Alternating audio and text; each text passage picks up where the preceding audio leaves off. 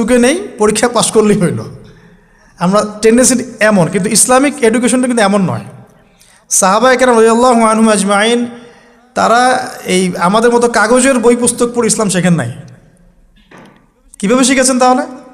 সরাসরি নবীকে দেখে শিখেছেন। নামাজ পড়তে গিয়েছেন, দেখেছেন নবী কেমন করে নামাজ পড়েন, দেখছেন নবী কেমন করে হাঁটেন, দেখছেন নবী কেমন করে কাপড় পরেন, দেখছেন নবী কেমন করে আতর ইউজ করেন, কেমন করে তিনি হাসেন, কেমন করে মানুষের সাথে মেশেন, হ্যাঁ, কথা বলার সময় কেমন করে মানুষের দিকে তাকান।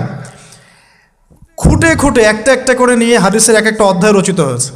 নবী কেমন করে তাকান, নবী কেমন করে মেসওয়াক করেন, নবী কেমন করে হাসেন, এগুলো আপনি অধ্যায় পাবেন।